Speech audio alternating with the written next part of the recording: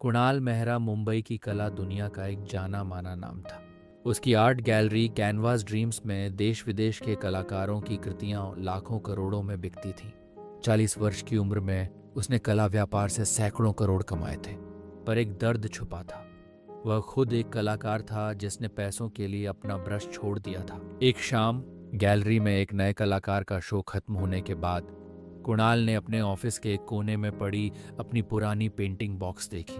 उसे याद आया कि कैसे उसने 20 साल पहले अपना पहला पेंटिंग सेल किया था, महज 5,000 रुपये में। आज वह दूसरों की कलाकृतियां करोड़ों में बेचता था, पर खुद के लिए समय नहीं था। अगले दिन एक छोटे से समुद्र तट पर घूमते हुए उसकी नज़र एक युवती पर पड़ी जो बालू पर कुछ बना रही थी। वह सैंड आर्टिस्ट थी जिसका नाम तारा था। उसकी उंगलियां बालू पर जादू कर रही थी।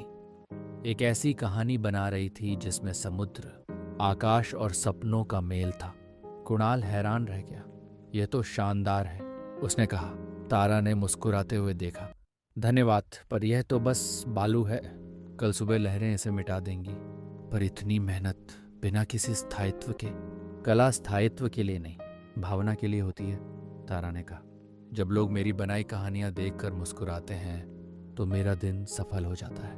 यह बात कुणाल के दिल को छू गई। उसने तारा को अपनी गैलरी में आमंत्रित किया, पर उसने मना कर दिया। मेरी कला समुद्र तट के लिए है, दीवारों के लिए नहीं। अगले कुछ हफ्तों में कुणाल रोज तारा से मिलने आता। वह देखता कि कैसे वह गरीब बच्चों को मुफ्त में आर्ट सिखाती, बुजुर्गों के लिए उनकी यादों के चित्र बालू पर बनाती। एक दिन तारा ने कुणाल को एक ब्रश थमाया। आप भी बनाइए कुछ। कुणाल ने सालों बाद ब्रश थामा। शुरू में उसकी उंगलियां कांप रही थीं, पर धीरे धीरे वह बालू पर रेखाएं खींचने लगा। उसे एहसास हुआ कि वह कितना कुछ भूल चुका था। एक शाम तारा ने कुणाल की ओर गंभीरता से देखा। आप तो कुणाल मेहरा है ना, कैनवास ड्रीम्स के मालिक? कुणाल ने हाँ में सिर हिलाया। हाँ, पर अब मुझे एहसास हुआ है कि मैंने अपना सपना बेच दिया था। मैं जानती हूँ, तारा ने कहा, क्योंकि 20 साल पहले मैंने आपकी वह पहली पेंटिंग 5,000 में खरीदी थी। समुद्र की चुप्पी, याद है? कुणाल की आंखें फैल गईं। उसे याद आया, एक कॉलेज की प्रदर्शनी, एक युवती जिसने उसकी पेंटिंग खरीदी थी। वह तारा ही थी। तुम वही हो? हाँ, तारा ने मुस्कुराते हुए कहा। उस पेंटिंग ने मुझे आर्टिस्ट बनने की प्रेरणा दी, और अब मैंने देखा कि जिस आर्टिस्ट ने मुझे प्रेरित किया वह खुद अपनी कला भूल चुका है। इस सच्चाई ने कुणाल को झकझोर कर रख दिया। उसने तारा को गले लगाया और रो पड़ा। मैं माफी चाहता हूँ, सब कुछ भूल गया। अगले दिन कुणाल ने कैनवास ड्रीम्स में एक नया शो आयोजित किया, लौटते हुए सपने। इस बार उसकी अपनी पेंटिंग्स थीं जो सालों बाद उसने बनाई थी। शो का मुख्य आकर्षण था तारा की रोशनी, तारा का पोर्ट्रेट। शो के अंत में कुणाल ने घोषणा की, आज से कैनवास ड्रीम्स का 50% लाभ गरीब कलाकारों की मदद के लिए जाएगा, और हम समुद्र तट पर मुफ्त आर्ट क्लासेस शुरू कर रहे हैं। तारा ने कुणाल का हाथ थामा।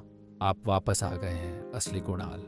1 साल बाद कुणाल और तारा ने मिलकर बालू के सपने नाम से एक फाउंडेशन शुरू किया जो हर शहर के समुद्र तटों पर मुफ्त आर्ट क्लासेस चलाता है। कुणाल अब सप्ताह में 3 दिन खुद पढ़ाता है। एक इंटरव्यू में उसने कहा, मैंने सोचा था कि कला का मतलब पैसा कमाना है, पर तारा ने सिखाया कि कला का मतलब दिलों को छूना है, और कभी कभी जीवन आपको वहीं लौटा देता है जहां से आपने शुरुआत की थी।